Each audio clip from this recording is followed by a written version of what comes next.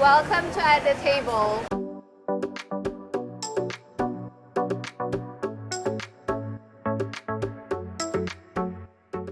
Joining us at Pasar Karang today is a very special guest.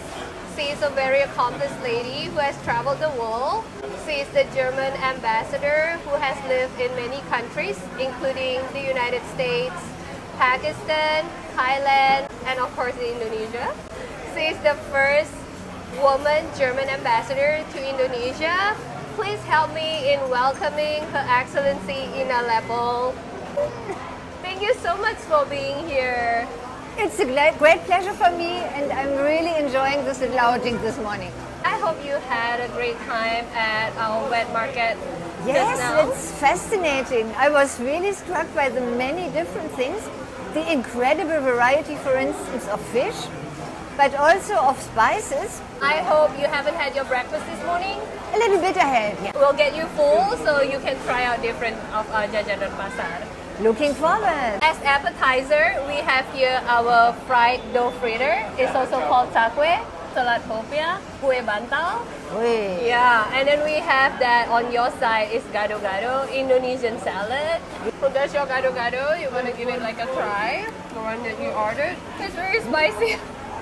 Not very, So but sorry. yeah. I guess for Indonesian palates, it's very mild. Yeah. Because he used only one piece of chili. What was your favorite among all that you tasted?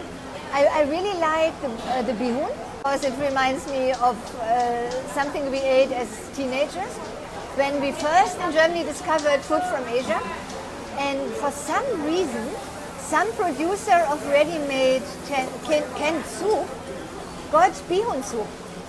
Okay. And we found the taste very exciting.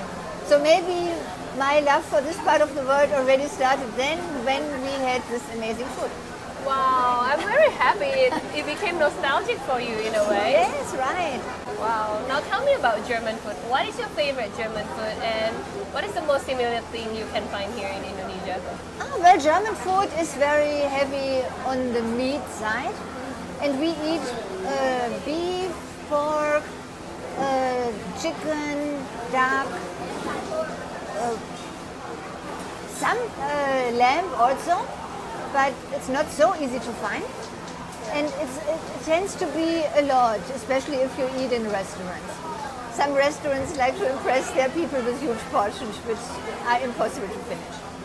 But there is also nowadays a lot of supply for people who are more health conscious. There are always vegetarian options, or even restaurants that only specialize in vegetarian or even vegan food. So there is a big choice and something for everybody. Actually, one very special food for holiday occasions in the cold season is a special kind of duck. It's treated as the whole bird. It's stuffed with dried plums, apples and jelly. So sort of dried plums, apple, and some kind of jelly from berries or peach or apple, whatever you have. And it's all stuffed inside. It's a bit sweetish, so it combines very well with the duck meat and also makes it tender, like some kind of marinade from inside. Sounds yummy. It's very yummy, and then it's cooked as a whole bird. We use the oven to pull it in, and then it has to stay there for at least 90 minutes, depending on the bird. If it's big, also maybe 2 hours. And then we eat it with potato, some sort of vegetable, and we make a special sauce that comes from the meat juice combined with the sweetness of the stuffing. And it's very yummy. I mean, I like the taste of duck meat, so I also like here in Indonesia, bubur bebek also, but the eating style and the cooking style, I think, is very different. I see. Wow, what is the name of this dish? I have to try it somehow. Oh, it's just stuffed duck. Stuffed duck. Yeah. Can you say it in German? Gefüllte Ente.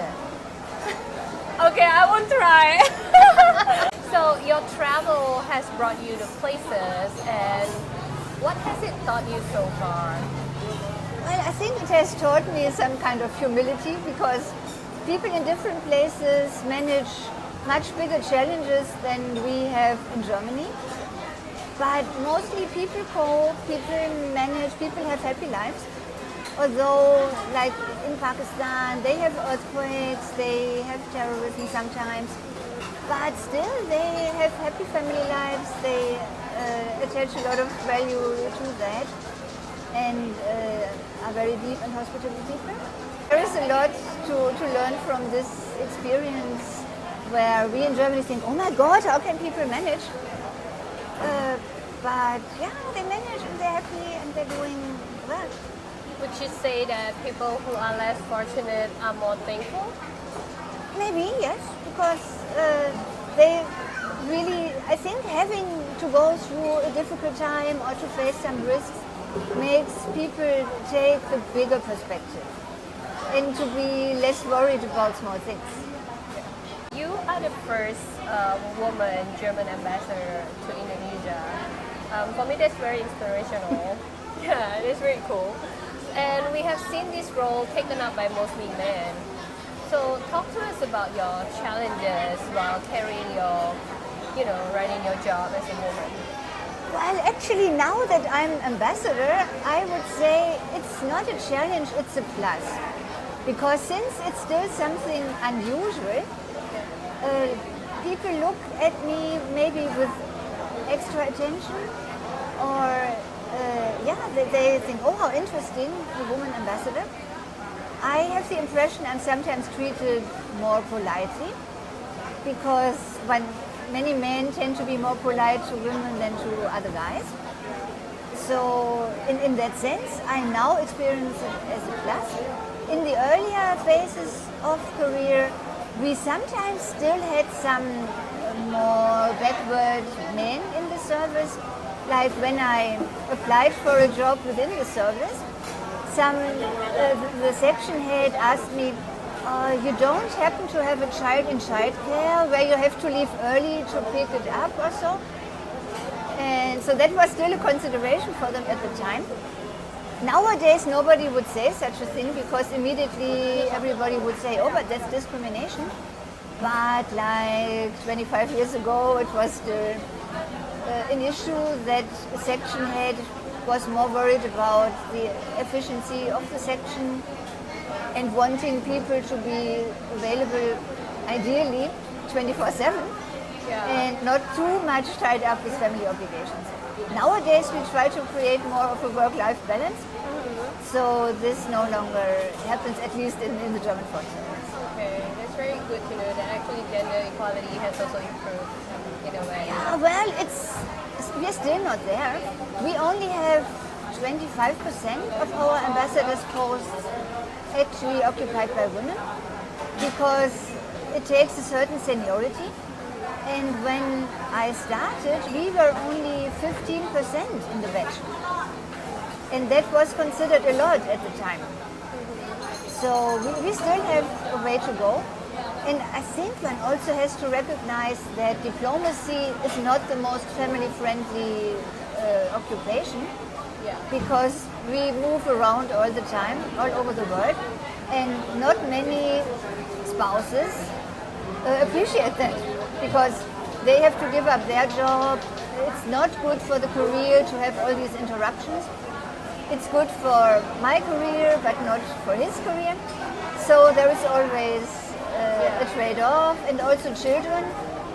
Most of them, when they finish school, will say that they benefited from the intercultural experience of experiencing several cultures, but while they're in the process, they hate leaving their friends, moving to a new school, getting adjusted to new systems and classes. So it requires a lot of energy to manage that. So what drives you with that, with what you just said? That is actually also your part of your challenges when you are a diplomat, right? So how did you cope with that? Well, maybe I made my life simple by staying single. So I don't have this Pressure. to worry about how the family is happy. For myself, I think I can adapt fairly easily. I enjoy being with different backgrounds, but of course it does require energy. Sometimes coming to a new place where things are really strange and it takes a while to find one's favorite places to hang out, favorite restaurants, and of course friends. That is always a tough phase, but at the same time I really like to see the different cultures and to understand new connections, and also to look at my own country from a different perspective. How is the country seen by that host country I'm in? And that's so interesting that I think that's really a driving force. Yeah, that sounds really fun. And I can testify that her accent is very adventurous. Yeah, and I really like that spirit. Yeah. Oh, thank you. Yeah. So do you see any resemblance between our two countries, and how do we learn from each other? Well, I think there are some resemblances in that both Germany and Indonesia are the biggest countries in their particular region, but they are still not big enough to aspire to any superpower status. So they take a pragmatic approach. They go very much for multilateralism and also for regional integration. I think Indonesia is pretty much a driving force in ASEAN, and Germany attaches a lot of importance to European integration. And I think that's a big similarity. I see. The other thing more internally is management of diversity. Indonesia has been a very hugely diverse country from the outset. In Germany, it has only been the case for the last maybe 30 years or so that we have consciously had a lot of immigration. Yeah.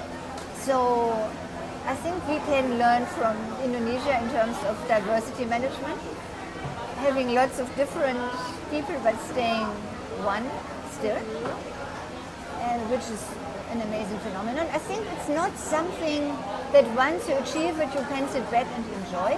It has to be struggled for every single day. But I think Indonesia is doing very well in that, and I'm sure there are things we can learn from that. Give us your reasons why we have to visit Germany. What do you suggest we do there? Oh, well, I think Germany is a beautiful place. We have everything for different interests. We have high tech, but we also have very old historical places. Some of our cities go back several hundreds of years. We have beautiful nature, both mountains as well as seaside. And since it's relatively compact, it's easier to travel from one place to the other than it is in Indonesia maybe. So I think it's very much worth a try, and to have a visit and experience the diversity of Germany. Germany is set to become the world champion for weight separation, which only leads to one question. How many trash cans do you have at home? Oh! Actually, in the house where I lived when I was in Berlin, we had a standard of 4. We have one for biodegradable, like organic, food waste, things like that. Then we have one for paper, one for plastics and hard recyclables, and then one for all the rest. And then, not in the house, but in public places, for glass. For glass? For glass. Okay, glass And bottles. since they also, glass bottles mainly. And since they also separate white glass from green and brown glass, it's more practical to have them in one place rather than having all these cans at home. And the trick is, the reason why probably we are pretty good at separating is the monetary incentive. Because we only have to pay for the garbage in the residual can. Oh. All the rest are taken away for free because they can be hopefully profitably recycled. Or in the case of plastic, the recycling fee has already been paid by the producer of the product. So it makes it a bit more expensive for the consumer also. because all this plastic is a headache for the environment, and the recycling is quite complex. So they have a system where the producers have to prepay for the recycling of this package, and then it's already taken care of. Okay. Yeah, but then I heard that there's a system, if I'm not mistaken, it's called Fun, where Yes. you can. Oh yes, Yeah. that's another system Tell us where about it. you don't use the trash bag in the first place. But Oh, it's different from the yeah, separation. you use. I use a shopping bag because it's usually the shop that takes back the bottles you bought there. You put them in a machine that reads the barcode, and then one gets 25 cents for every bottle. So you pay these 25 cent extra when you buy the drink, but you get this returned to you when you return the bottle. So there is an incentive not to throw the bottle away, but to bring it back. And this system is well accepted because if you Very buy clever. lots of bottles, it's real money. Yeah. So it makes sense to do it, and you don't have to go to exactly the same shop. In principle, every shop has to take back every bottle. Yeah. Some exceptions are there. Some shops try to wriggle their way a bit out of that. But in principle, any shop that sells this kind of bottles also has to take all of those bottles back. It's very clever. It's very clever. So how do you think Indonesia can implement this waste separation and also fun just to, you know? Well, I think first of all, it's important that people understand the importance of avoiding waste. And I think many young people do. Many old people maybe don't still understand that plastic always comes back to haunt them. Yeah. But I have met many young, especially environment activists or climate activists, who are really worried about the garbage problem in their villages, cities, neighborhoods. Yeah. And then they also ask how they can help to improve it. Yeah. And I think activism is a good way, having cleaning up actions to just make it visible how much waste accumulates, and that it's really important to find a solution. I think education is very important, just like you said, and like people know why. Aside of whom people see you as who you are, as an ambassador, who is the real Lepel, if I may ask? Well, I think I'm not presenting myself as somebody else. I would not feel comfortable doing that, but maybe if one just looks at like social media or outside interaction, one may get the impression I'm always active and dynamic, but I also like to be just lazy. Just lazy. Just lazy. Lazy. Just Oh, laid back. laid and back, enjoy. sit on a couch, read a book, nibble some snacks. Okay, that's sweet. That's how you unwind. Yes. So before we close, is there any great piece of advice you would like to tell the audience? Maybe just to be grateful for what's there and not get upset about small things. Always go with the flow and take the bigger picture. I love it. Thank you very much. Thank you very much. for It's been a great today. pleasure chatting with you. It's been a great experience, and I hope for people watching, I hope this is just as enjoyable for you as it was for us, and I hope it brings added value to your life. And I think everyone is also asking, how do they get in touch with you online? Follow us on Twitter and Instagram. Okay, follow Ibu Ina on Twitter and Instagram, and make sure to engage with her on social. And if you haven't already, subscribe, like, and share this video with a friend. We'll catch you next time. Bye! Bye. Hi guys, if you like our videos, don't forget to like, subscribe, and share with a friend today. We'll see you soon.